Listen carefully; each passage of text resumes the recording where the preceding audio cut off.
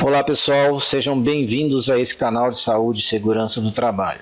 Meu nome é Mário Paulo, sou médico do trabalho e durante um bom tempo fui professor na área de saúde e segurança do trabalho. Este canal foi idealizado para os profissionais técnicos na área de saúde e segurança do trabalho, mas também pode ser utilizado pelos profissionais de nível superior que estejam iniciando sua jornada na área.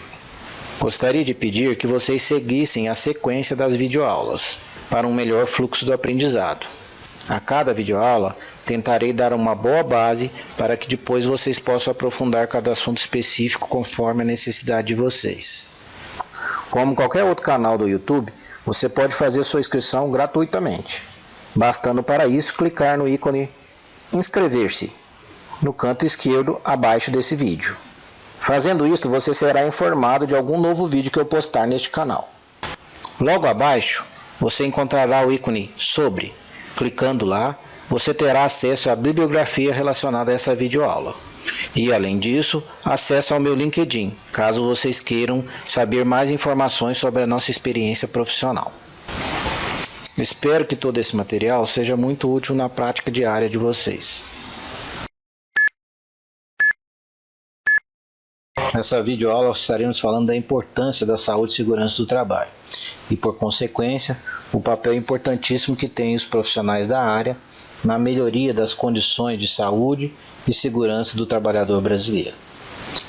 Nós vivemos uma situação muito complicada no mundo inteiro em relação a acidentes e doenças do trabalho, principalmente nos países subdesenvolvidos e em desenvolvimento como o Brasil. Segundo a OIT, nós temos hoje cerca de 2,2 milhões de mortes por ano por doenças do trabalho.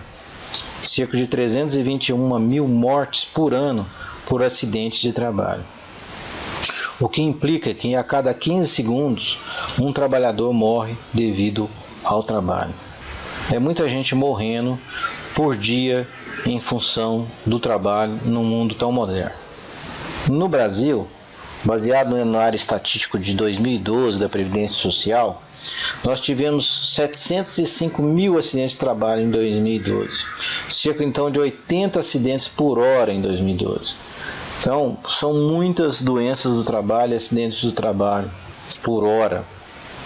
Isso aqui ainda está subdimensionado porque muitos trabalhadores que não trabalham registrados não entram nessa estatística.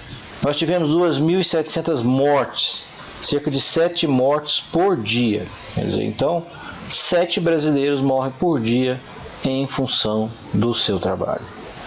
Tivemos cerca de 15 mil invalidez permanente.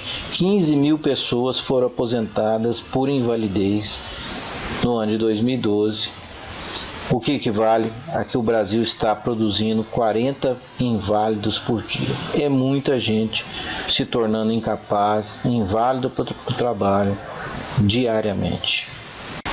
Para exemplificar por que dessas estatísticas tão altas, vamos ver alguns casos aqui. Então, o primeiro exemplo é esse trabalhador aplicando veneno em sua lavoura, sem a menor adequada proteção a essa exposição. Sem luva, sem vestimenta adequada, sem máscara. Então esse trabalhador pode vir a adoecer em função da exposição a esse veneno, ou até vir a morrer, engrossando essa estatística que nós falamos. Aqui um outro exemplo de um trabalhador lixando um casco de um navio, expondo uma quantidade enorme de poeira, veja o braço do trabalhador, sem adequada proteção, usando uma camisa como máscara, sem proteção auditiva, sem uma vestimenta adequada, sem luvas para evitar ferimentos. E esse trabalhador então pode, por exemplo, caminhar para uma fibrose pulmonar, para uma doença pulmonar, uma pneumoconiose, em função dessa total irregularidade da proteção à sua saúde. Uma outra situação bastante comum no Brasil: trabalhadores trabalhando em altura sem a mínima adequada proteção à sua saúde e segurança. Vejam esse trabalhador em um andaime não fixado, estabilizado apenas por uma tábua aqui. Esse indivíduo subiu lá no último andar do andaime equilibrando-se numa única tábua, fazendo uma perfuração lá com uma furadeira, sem qualquer proteção à sua mão, ao seu ouvido, sem cinto de segurança e, consequentemente, com um risco enorme de sofrer um acidente grave, aí, engrossando aquela estatística, né? Sem dúvida é uma das causas de mortes e acidentes graves, trabalho em altura sem adequada proteção. Um outro exemplo, aqui situações de amputação de membros, né? Então é muito comum amputações de mãos, dedos, pernas em acidentes de trabalho. Então aqui uma amputação parcial de dedos da mão. Vejam aqui uma situação desse trabalhador sem a mínima proteção à sua saúde, usando chinelo, sem vestimenta adequada, sem luva, sem proteção auditiva, soldando. Quer dizer, a chance de um acidente é muito grande. Bom, e esses números enormes de acidentes de trabalho têm uma implicação de um custo para toda a sociedade brasileira muito grande, uma despesa enorme para toda a sociedade.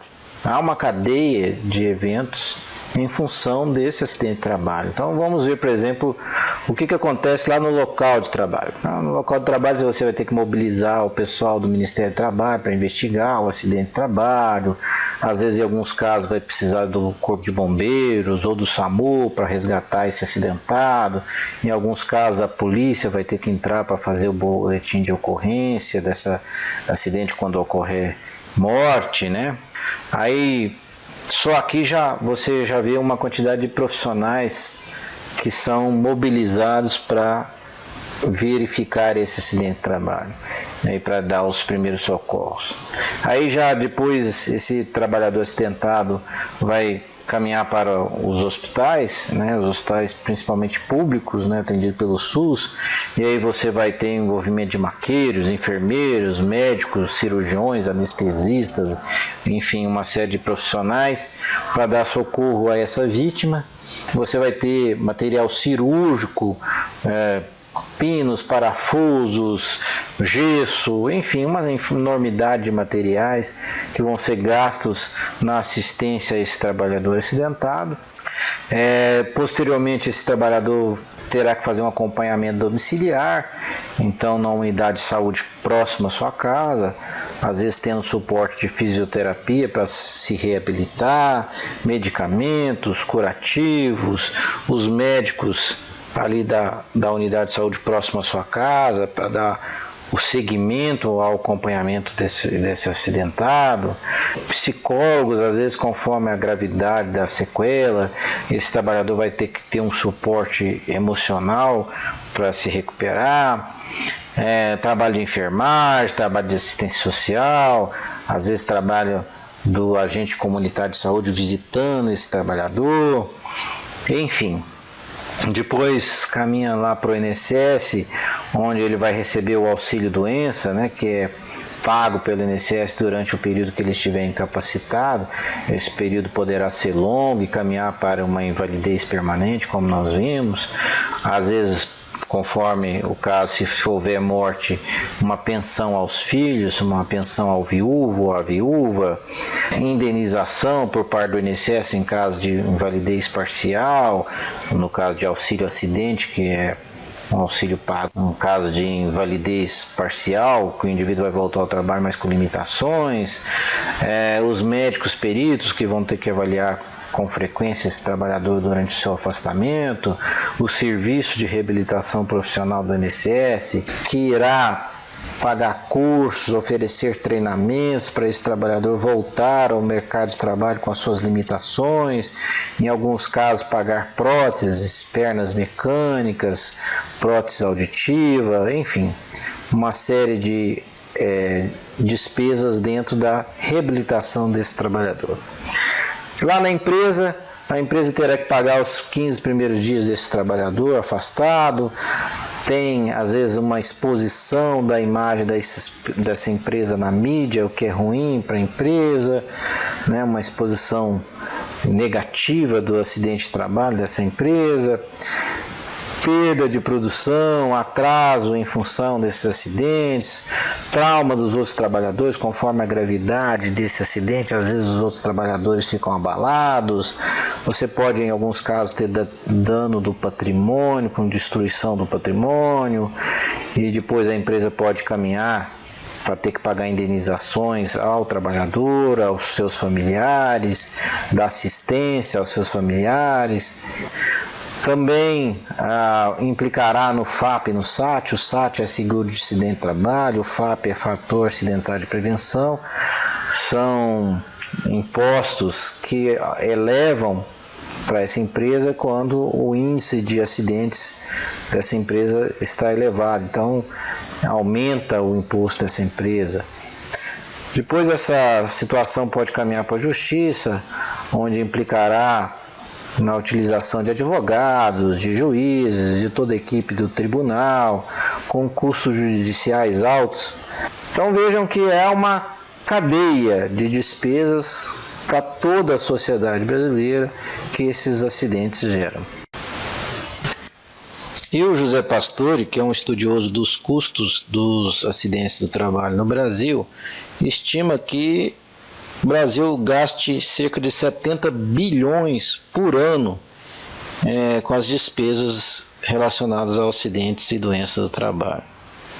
Vejam que é uma montanha de dinheiro. Para vocês terem ideia, no ano de 2013, o orçamento para todo o Ministério da Educação, ou seja, todo o investimento do governo federal em educação para ensino fundamental, técnico, ensino superior, enfim, todo o investimento do Ministério da Educação teve um orçamento de 80 bilhões, muito próximo ao custo dos acidentes de trabalho no Brasil. O Bolsa Família, que é um programa do governo que ajudou milhares de famílias a sair da situação de miserabilidade, teve um custo total em 2013 de 20 bilhões por ano. Então, vejam que a despesa com acidentes de trabalho no Brasil é enorme, né? E que todo esse dinheiro poderia estar sendo investido em melhorias das condições de saúde, de educação dos brasileiros, enfim. É um desperdício enorme de dinheiro de toda a sociedade. Mas o maior custo mesmo é para o trabalhador acidentado, para seus familiares. Vejam bem, qual é o custo, qual é o valor de um braço? Qual é o valor de uma perna? Isso não dá para você medir, não é mensurável o valor de um braço, de uma perna. Em casos, às vezes, na justiça, você tem uma estimativa baseada no grau de sequela, baseado nos anos de vida produtiva que esse trabalhador poderia ter, aí você chega a um valor. Mas é um valor subjetivo, não dá para você definir qual é o valor de uma perna, de um braço. Então, sem dúvida, o maior prejudicado é o trabalhador, né? É um custo enorme na vida desses trabalhadores, na vida de seus familiares. Qual é o valor financeiro da ausência de um pai nessa família, né? As crianças aqui, a mãe com esse pai que faleceu, né? Então não dá para mensurar o valor disso. Em função disso tudo que nós vimos, de toda essa cadeia de despesa, de custo para o Brasil, cada vez mais tem se pressionado as empresas em relação aos acidentes e doenças do trabalho. Então nós temos uma série de normas e leis que fazem com que essas empresas preocupem cada vez mais com reduzir a quantidade de acidentes e doenças do trabalho. A Constituição Federal fala em acidentes de trabalho, a CLT, as normas regulamentadoras, a OIT com as suas normas, as leis e normas previdenciárias, o próprio SUS tem uma parte da legislação do SUS que trata sobre doenças e acidentes de trabalho, o Código Penal penalizando os empresários que agirem negligentemente com essa situação de saúde e segurança do trabalho, o Código Civil através de indenizações dessas empresas, o NETEP e o FAP, que fazem parte da legislação previdenciária, aumentando os impostos para as empresas que têm uma incidência maior de acidente de trabalho, as instituições, os atores sociais que fazem com que essa legislação atue nas empresas, tentando reduzir esse índice enorme de acidentes e doenças do trabalho. Então, o Ministério do Trabalho,